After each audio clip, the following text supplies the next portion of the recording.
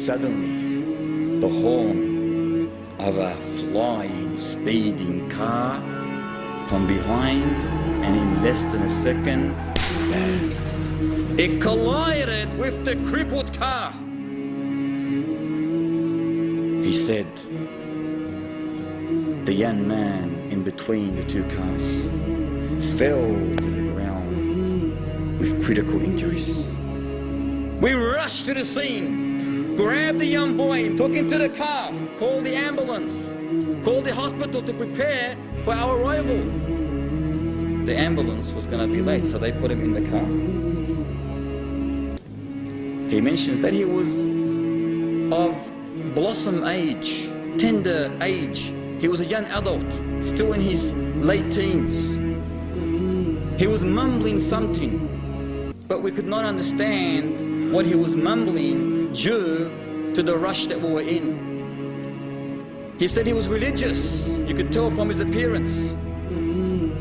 Then the police officer said, when we placed him in the back of the car, we could make out what he was mumbling. He said, through all that pain, through all that suffering, his heart was reciting the verses of the Almighty Lord. He said he was so immersed in the recitation that, subhanallah, you could not even tell that this young man was suffering. You could not even tell that this young man was suffering. The police officer said his clothes were soaked in blood. His bones were clearly snapped in many places. However, he continued with his unique, tender, soft voice, reciting the verses of the glorious Quran. Suddenly, the officer said, as we were listening intently, me and my partner, a shiver climbed up my spine. The hair on my arms and my legs stood up. I watched very carefully at the young man as we were driving to the hospital. His hymn became silent.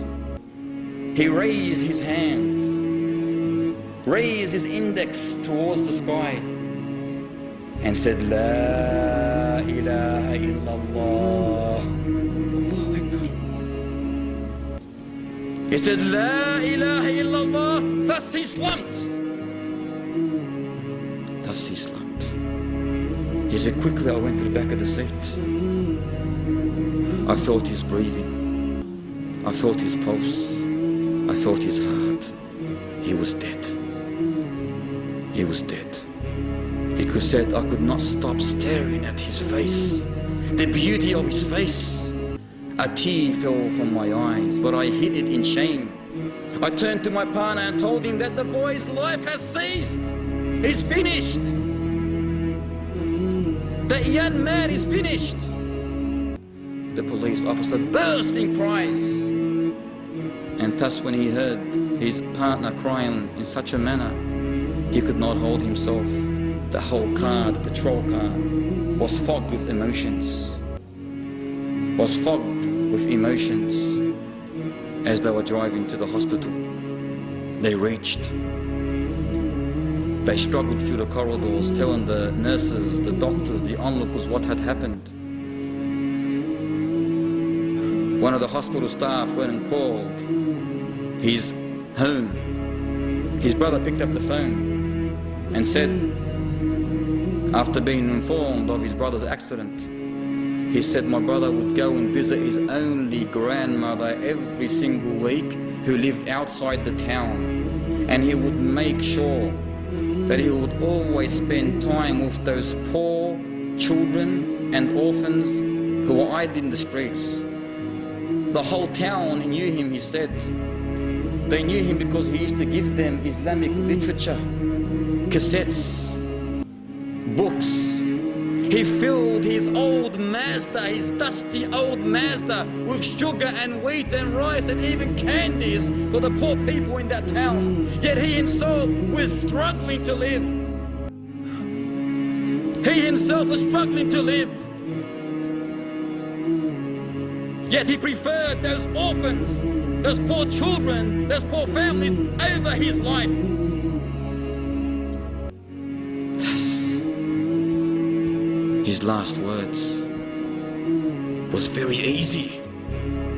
It wasn't hard for him to utter, La ilaha illallah.